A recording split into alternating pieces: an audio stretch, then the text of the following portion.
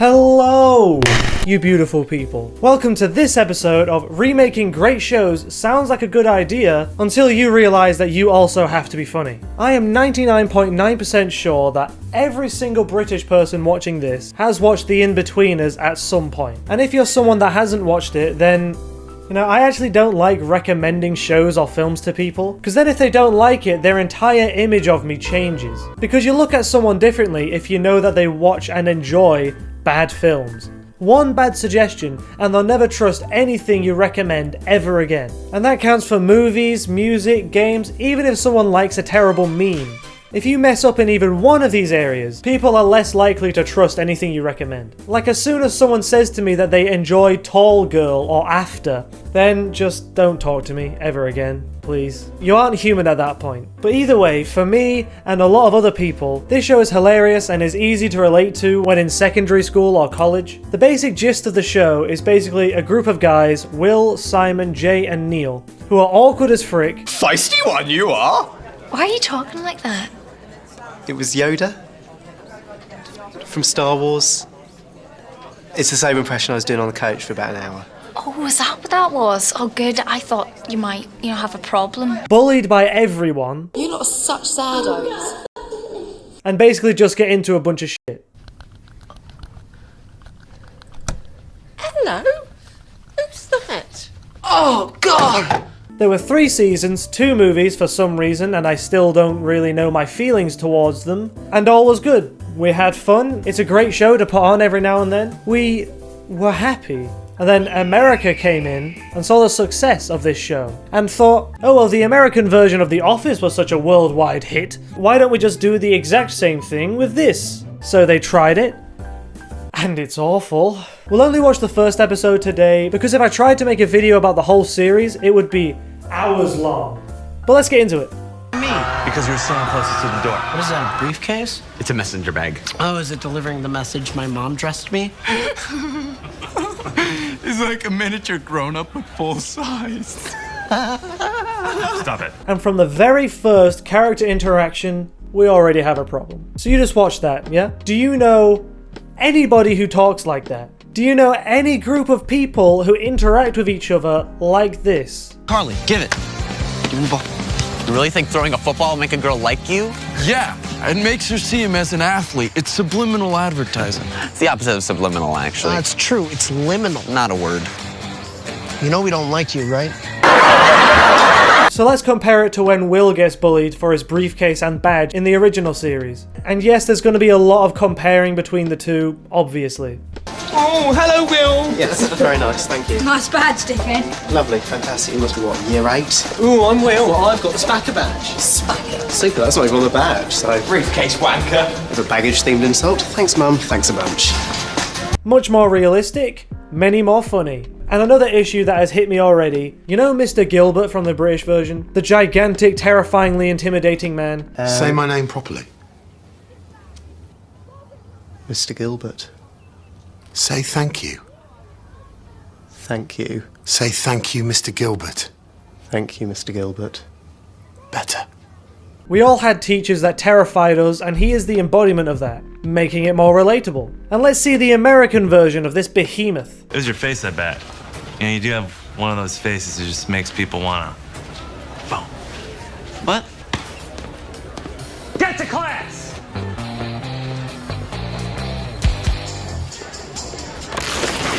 Nobody could be intimidated by this man. Why did he rip that off the wall? I don't understand. Now, people who have seen the original series, tell me if this next scene from the American version reminds you of anything from that.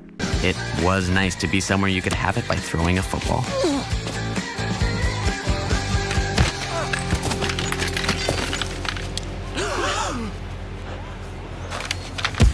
Yep. First of all, what the hell was that crowd gasp sound effect?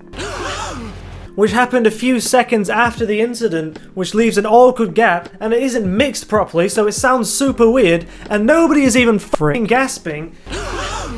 Okay, let me compose myself for a second. How far in are we? 2 minutes, 25 seconds. That is just fantastic. So this scene is obviously their version of the bit in the original series where Will throws a frisbee trying to impress Carly and the Jugosaurus Rex. Oh my god, check out the Jugosaurus Rex. And he accidentally hits a disabled girl in the head.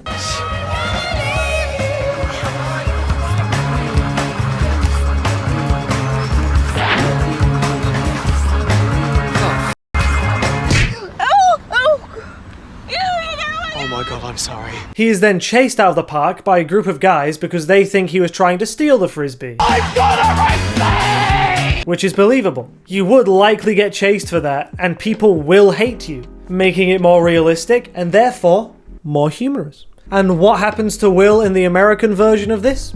Absolutely nothing. Everyone just ignores it, and it's actually completely forgotten, and it is never mentioned again. It's good to know that you can just assault disabled people with no consequences in America. It truly is the land of the free.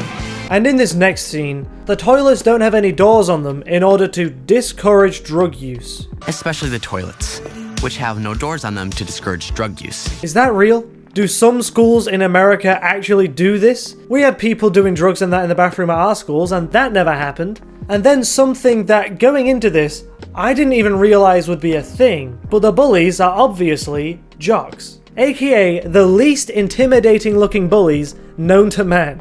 No bullies should have their hair styled like that and have any likelihood of a proper skincare routine. Or is that how America works? Are the most intimidating people just the people with the clearest skin and the spikiest hair? Whereas in the British version, the scary guys are obviously chavs. And the main guy, Donovan, looks like he would literally murder you. And once again, those who have seen the original series, does this next scene remind you of anything? Are you wearing aftershave? Kind of an Oliver body spray. I like it. This causes Simon to get a boner, and Jay does this. Jake, no, don't! Jake! Oh, Simon's got a boner! Simon's got a boner!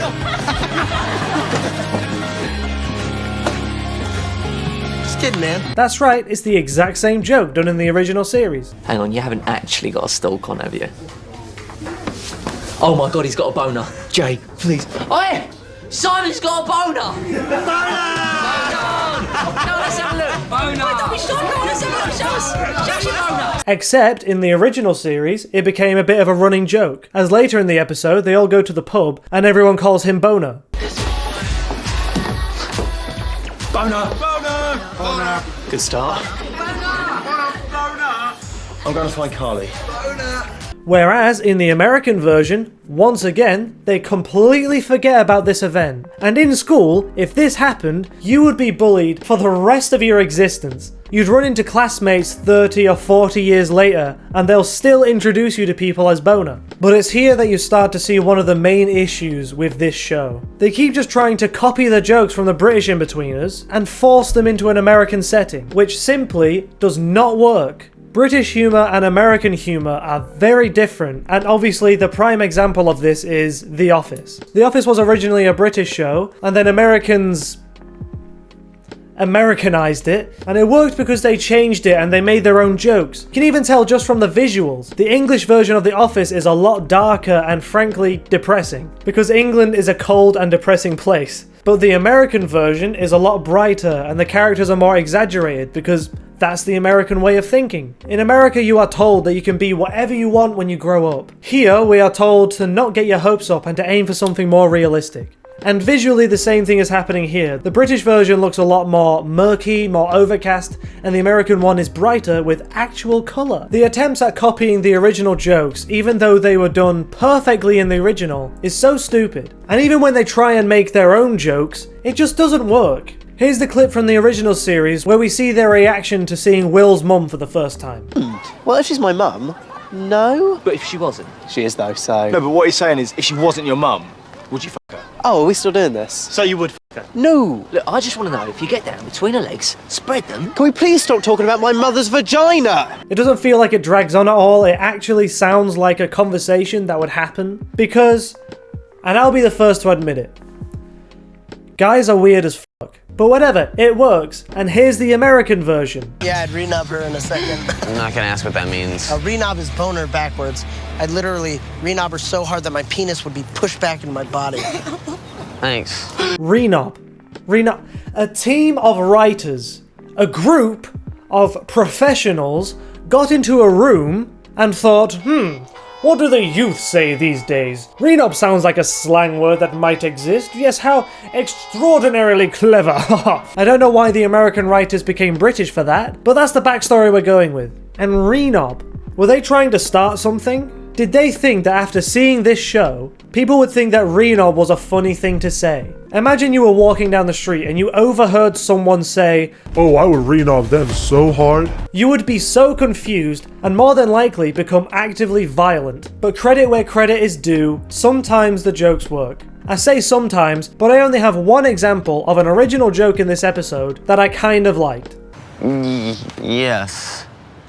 It is a little molestery, but I got it at a great deal from a molester. But he never molested in it, just transported to molest. Stop saying molest. I can't. Bye, Mom.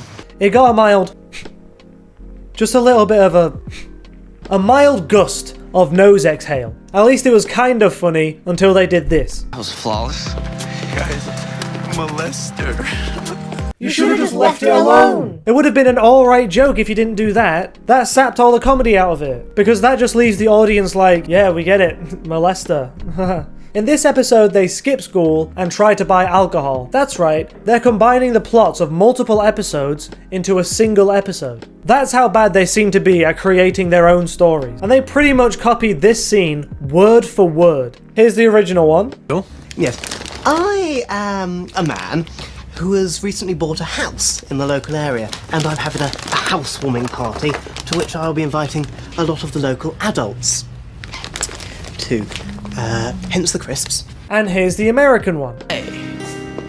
I am a man who has recently bought a house in the area, and I'm gonna be throwing a housewarming party, which I'll be inviting a lot of my work friends to, other adults. Hence the potato chips. It's so lazy and bad. The line delivery in the American one is just boring. If you go anywhere in England and quote Will saying, I am a man, there is a very good chance that people would understand the reference. Try it, I dare you. Best case scenario, you make a new friend and you start talking to them about Inbetweeners. Worst case scenario is that I'm wrong and nobody understands it, in which case, you still made a new friend because you can both bully me together. So they copy literally the entire episode. He spray paints the same thing on Carly's driveway because he's drunk and gets caught. I can easily wash it off and we can just pretend it never happened. I could not tell anyone, you could not tell anyone, and my mates could not tell anyone. You know when you copy someone else's answers, you're at least supposed to put it in your own words. As I said, it's the exact same plot. Carly invites Simon to her house that night, and the guys make a mixture of alcohol to make sure he's drunk because they think that's why she liked him. He invites Will along as well to keep the little brother busy because Simon thinks he's gonna get laid. And guess what? Even more stolen dialogue. Stick to wine, thanks. I'll stick with Wine wine. is for girls. Wine's for girls. I am a girl. I am a girl. This is a man's Well, drink. I'm a man, You don't and want it, this I'll is a have it. man's drink. And if you can't take me like this, well, I'm sorry, baby. But this is the package. And guess what again? There's something about to happen that you won't see coming at all. I promise that it definitely isn't the joke of Will telling the young child that his parents are going to die if a bomb hit the city, except the line delivery and the dialogue changes make the joke a lot less impactful and funny. Okay, it's exactly that. But this is ridiculous. Time for another joke comparison. Yahoo! English one. My mum and dad are in London tonight. Would they be killed? Oh yes, not only killed but obliterated. Merely a scorched shadow on the pavement. Dust. So they are dead forever? Yep, dead forever. Boom! Funny. He really drives in the fact that they're f***ing dead and never returning home ever again because they have literally become dust. Now the American one. City streets would pile up with corpses, stacked up on the curb like recycle bins. My parents are in this city. Would they be killed? Yep, stacked up on a curb. My mom and dad are dead? What? Boom. Just lame. And as you might know, this all culminates in Simon throwing up. And I was curious to see how they were going to do it. But, man, was I disappointed. In the original version, he throws up everywhere. A realistic kind of vomit, I suppose. But the best bit of it is when this happens. Sorry, I think maybe I ate something. Could we maybe sit down and talk about us? And have you got any Nurofen? It's just like...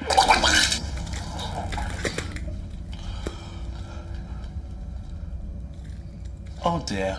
He throws up on a small child, and the awkwardness of nobody reacting works, because it makes the audience sit in it and embrace the awkward cringe and shock of it all. However, in the American version, he throws up with so much velocity that it explodes out of the sink. Oh, I don't feel...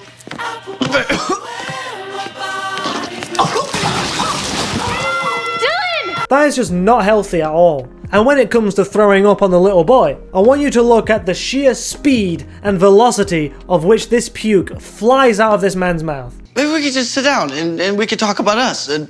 I think we'll be going now. Oh no. Oh no. And any comedic value of that moment is immediately ruined by that child's annoying f***ing scream. Nobody wants to hear a child scream. It's notorious worldwide for being one of the worst and most irritating sounds in existence. It didn't make me laugh, it just annoyed me. And they completely got rid of the molesting joke from the original one. It all happened because he touched us. What? Me? He touched us here, and here, and here. The bumhole. Instead, they replace it with Will lying about being bullied to get out of trouble, and it's topped off with another super annoying squeal. I'm getting bullied again, Mom. It's happening all over again.